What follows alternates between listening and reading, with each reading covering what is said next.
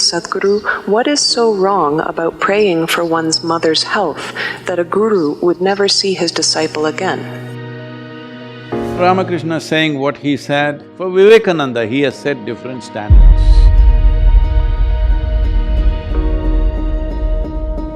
If Vivekananda had prayed for what he thought he wanted, so Ramakrishna is setting up a trajectory for a projectile that he's shooting.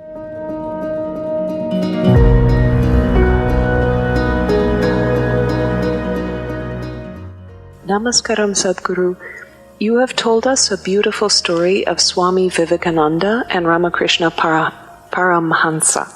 Swami Vivekananda's mother was seriously ill, and Ramakrishna told him that had Vivekananda prayed to Kali for his mother's health, Ramakrishna would never see him again.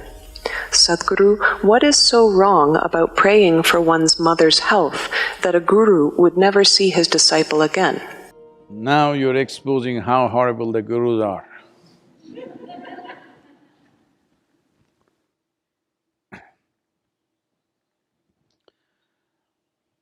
See, there are many aspects to our life.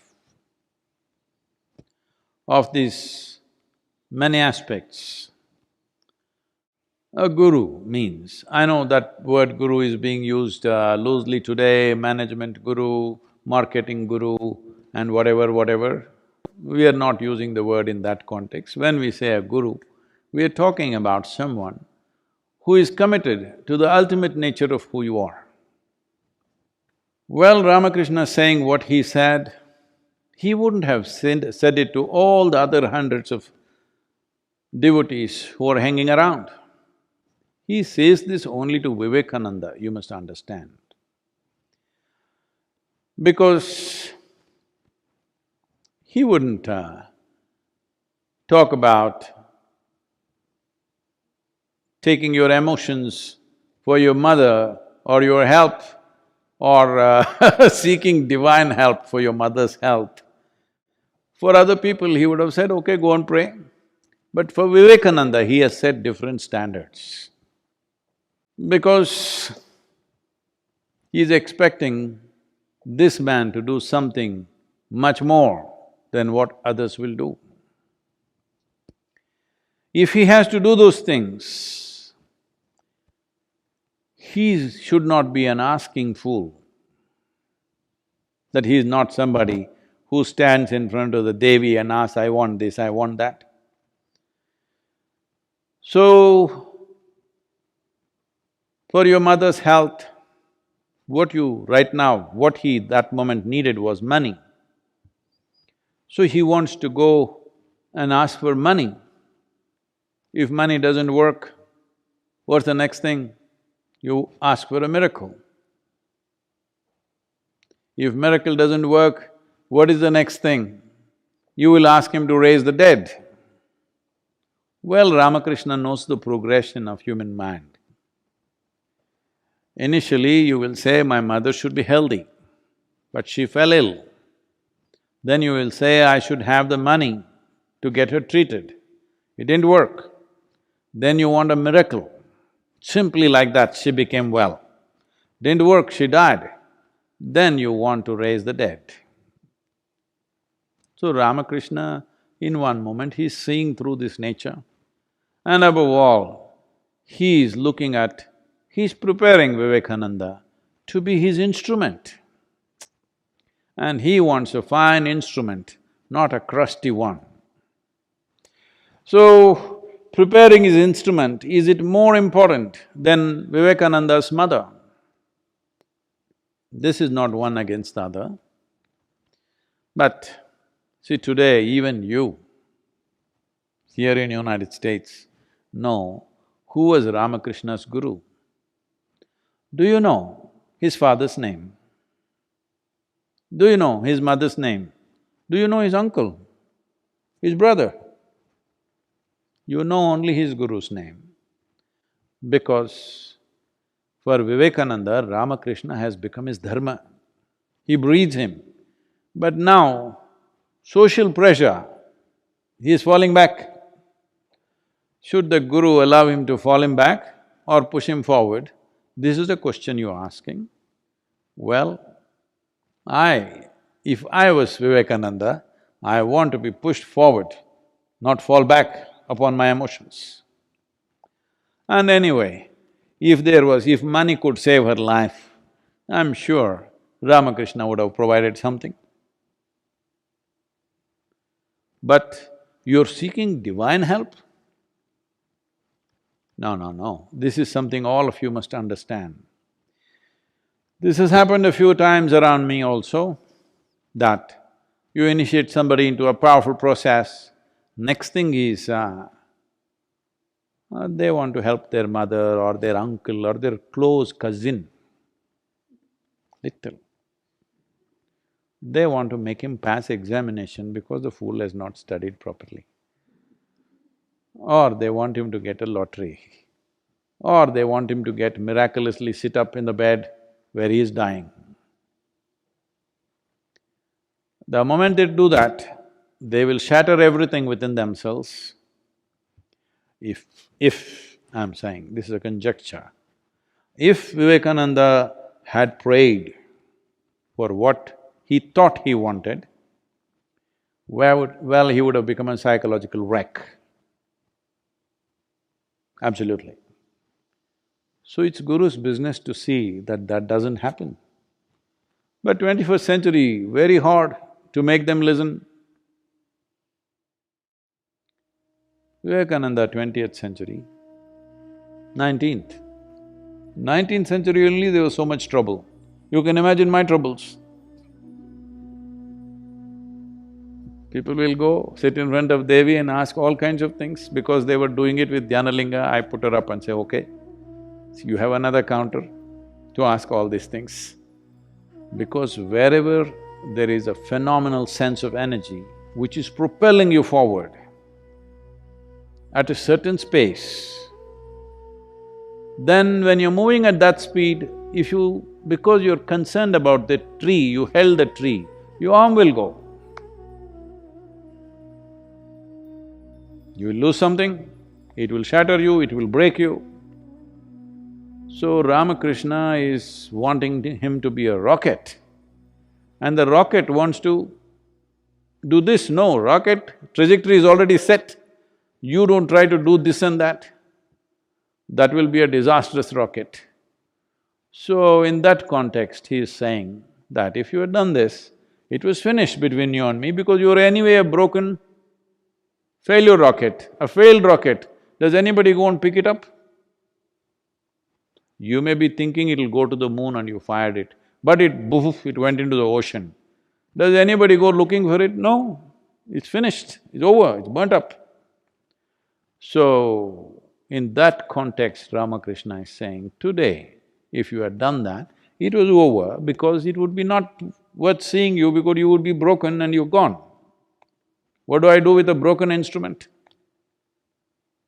Today you have heard of Ramakrishna Paramahamsa because of Vivekananda. If that instrument was broken on that day, well, Ramakrishna's offering to the world would have gone completely waste. Well, I'm glad you didn't pick up Krishna, because Krishna said, when Arjuna said, I don't want to kill all these people, 100,000 men they're talking about. Krishna said, you must kill them, then you will realize. That is even a worse example, but that's the way it is. Because when you seek ultimate nature, when you seek the source of your existence, small things, arrangements in your existence doesn't mean anything. If it means something, you do something to somebody, not because it means something to me. Let me tell you this, today is Guru Purnima, I'll tell you, don't tell anybody, okay? Whatever I'm doing, serving food to people who are starving, free education that's going on to thousands of children, so health support, the health initiatives that are going on for people who are deprived of that, and planting trees, Kaveri, all this I'm doing because it means a lot to them, not because it means anything to me. If I close my eyes, I'm done with the world, with everybody. I'm talking not just about you or somebody, everybody, everybody, that means everybody. If I close my eyes, they're all gone, they're dead.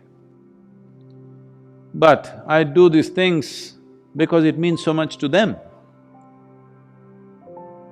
Without fulfilling those things, they will never even aspire for anything bigger. Right now somebody is hungry, are you going to talk to him about enlightenment? That'll be cruel. So we feed him, not because I get some great satisfaction in feeding him, no. I've always been saying, I have no satisfaction in anything that I do, including spiritual work. Whenever people ask me, Sadhguru, you must be having so much fulfillment seeing all these people joyful, blissful, what is my problem? They're joyful, blissful, miserable, what's my problem? I have no problem. Because they have a problem, I reach out. Because I didn't see them anything other than as myself, I reached out, that's all. But if I shut my eyes, I'm done. I'm done with the world, I'm done with everybody and everything. Oh, so much work has happened, people are saying, how will you… who will carry your legacy, Sadhguru? Who will you appoint next? Nobody. If they're interested, they'll carry it on. If they don't think it's valuable, they'll drop it. It's up to them. I leave it to them. If they have not seen the value, if people have not seen the value of what's being done, let them drop it and convert this into a hospital or a school or something. Because that is how most spiritual organizations end up. I don't believe Isha Yoga Center will end up that way because many people have seen the value of it. Even though I constantly nag them, trouble them, create impediments to their work, make their work more and more difficult. This is not for any sadistic satisfaction, just to see how much it means to them. They have proven that it means a lot to them. Life or death, they will do that. Whether I am there or not, they will do that. So, maybe not everybody, but a whole lot of them will do that. So it will continue because of that, because it means a lot to them.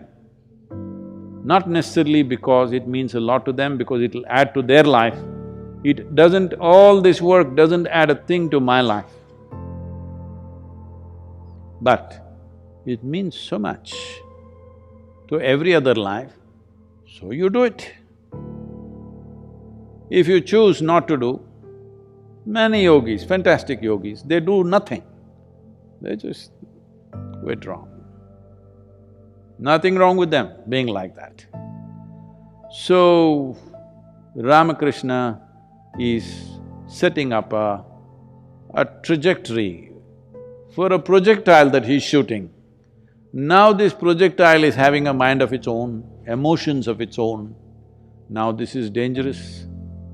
If you are shooting a rocket to the moon or Mars, if it thinks of Hawaii,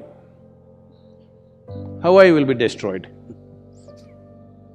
for sure. So, this is a different dimension, it should never be judged by your understanding, by your emotions, by your values.